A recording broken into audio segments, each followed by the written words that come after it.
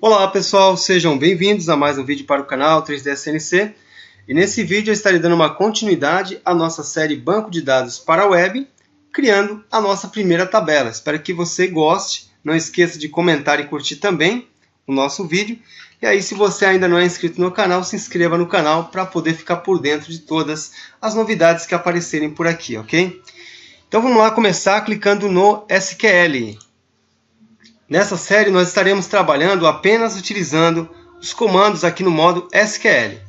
Então vamos nos certificar que estamos dentro do banco de dados que nós criamos na última aula, que foi o nosso primeiro vídeo sobre essa série.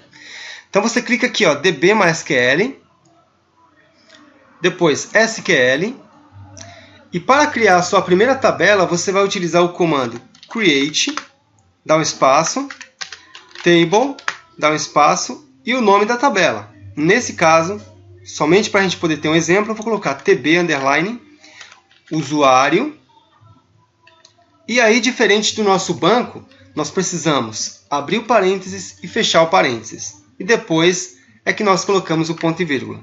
Tá? Eu faço isso para não esquecer, porque se eu abrir aqui e esquecer de fechar, pode ser que posteriormente aconteça um erro e nós não queremos que aconteça esse erro. E dentro dos parênteses, né, você pode clicar aqui dentro da Enter algumas vezes, você vai colocar o nome dos campos que você vai, né, preparar para a sua tabela, que você vai definir para a sua tabela. Então vamos ver como é que isso acontece. Aqui dentro dos parênteses, a primeira coisa que você vai colocar é o nome do campo. Então vai ficar mais ou menos assim. Nome do campo. Isso aqui é só um exemplo, tá bom, pessoal? Depois, o tipo, né? E dependendo do tipo, você vai poder colocar uma certa quantidade de caracteres que você vai permitir para aquele campo. Então, eu abro parênteses e fecho também. E aqui dentro, eu coloco o número da quantidade de caracteres que eu desejo para esse campo. E depois, eu terei as minhas restrições.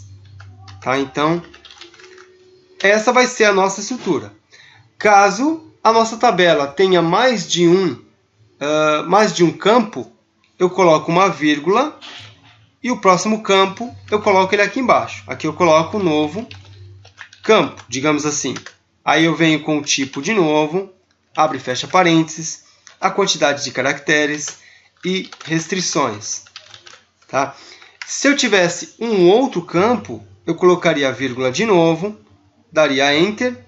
E aqui eu escreveria o novo nome, né? O nome do nosso novo campo. Se eu não tiver mais um campo, eu não preciso colocar a vírgula. Eu posso deixar assim, tá bem? Então esse foi apenas um exemplo. Nós vamos agora tirar esse exemplo daqui e colocar tudo certinho, os nomes dos campos, os tipos e as restrições. Vamos lá. O primeiro campo vai ser o campo ID underline usuário. É muito importante que você não coloque caracteres especiais e também evite acentuações. Tá? Então, tenta deixar mais ou menos seguindo essa estrutura. ID usuário, dá um espaço, vamos informar o tipo. Int, que é o tipo inteiro, serve para números, ou seja, 0, 1, 2, 3, 4 e por aí vai. Abrindo e fechando parênteses. E aqui dentro eu informo a quantidade de caracteres que esse nosso campo ID usuário vai permitir. Então vamos lá. Esse campo ele vai permitir que sejam colocados, por exemplo, até 4 caracteres. Então eu deixo aqui o número 4, permitindo apenas 4 caracteres. E aí, se você quiser um exemplo, vamos supor, Fábio, se eu colocar 4, como é que fica? No caso, quando eu tenho 4 caracteres permitidos, eu poderia ter uma quantidade de registros de 9999, ou seja, 9.999 registros. Se eu tivesse o número 5, eu poderia ter 99.999 registros. Então, o número que eu estou colocando aqui, ele vai definir a quantidade de registros que a nossa tabela vai possuir. Tá bom? Ou ela vai poder possuir. Então, eu vou deixar aqui o número 4. Tá bom? Depois, vem as restrições. Eu coloco aqui, ó, a primeira, primary key, primary, com Y no final, espaço, key. E aí, traduzindo, ficaria a nossa chave primária. Então, o primary key é a chave primária. Ela define o campo onde os dados não podem se repetir e também define o campo mais importante da nossa tabela. Tá bom? Ok, então. Então, coloquei aqui uma restrição, né? Eu estou dizendo que esse campo é o mais importante e os dados colocados aqui dentro não podem ser repetidos. Dou um espaço e vou colocar mais uma restrição. Eu vou colocar auto, underline, increment. O que é isso? Quer dizer que os números eles serão colocados de forma automática e eles também serão incrementados de forma automática. Ou seja, quando eu colocar, por exemplo, eu vou cadastrar uma pessoa. Eu coloquei nome, Fábio, né? E-mail, fabio@gmail.com, é um exemplo. Então, nesse momento, o nosso campo ID usuário ele vai registrar o número 1. Quando eu registrar uma segunda pessoa, como nós temos aqui o auto increment, o nosso ID usuário ele vai registrar o número 2. Quando registrarmos a terceira pessoa, o nosso campo ID usuário vai registrar o número 3. Então, o auto increment ele coloca um número automaticamente para você e ele vai sempre incrementando, um após o outro. Tá legal? Feito isso, você coloca uma vírgula. Eu já terminei as restrições por aqui, eu vou para o nosso próximo campo. Nosso próximo campo é o campo nome. E aí eu vou colocar aqui o tipo varchar. Eu abro aqui o parênteses e fecho o parênteses. E eu vou permitir que esse campo nome ele tenha até 60 caracteres. Tá? Ou seja, tem bastante espaço para a pessoa poder colocar o nome completo dela. Tá legal? E aqui nós temos uma observação. Eu tenho uma observação a fazer. Você pode colocar, por exemplo, o varchar ou apenas char. Só que existe uma diferença entre esses, tá? Estou só te apresentando aqui alguns tipos. O inteiro você já conhece. Agora você está conhecendo o char e varchar. O char, quando você define aqui dentro um valor, por exemplo, 60, e a pessoa coloca, por exemplo, eu coloquei Fábio. Fábio tem só 5 caracteres. Com o tipo varchar, mesmo que eu tenha preenchido com apenas 5 caracteres, ele vai considerar como 60 caracteres. Eu digo isso no sentido de peso. Agora, se eu colocar varchar, e quando eu preenchi eu coloquei apenas 5 caracteres, muito embora eu tenha aqui o número 60, que é o nosso limite, ele vai considerar apenas 5 caracteres. Tá bem? Então, é mais interessante utilizar o varchar. O char, na verdade, a gente vai utilizar muito aonde? Em campos como UF, né? Ou se você quiser, estado, onde você pode colocar, por exemplo, SP, aí são 2 caracteres. Aí fica mais tranquilo você colocar, por exemplo, char com 2 caracteres, porque você sabe que a pessoa, obrigatoriamente, ela vai colocar apenas 2 letras, né? Tá? Então, seria mais para esse caso aqui. Agora, eu vou deixar aqui o nome varchar, com 60 caracteres. E aqui nós vamos colocar as restrições. Not null é a primeira que você está conhecendo. E ela significa que esse campo não pode ficar vazio. Ele precisa ser preenchido.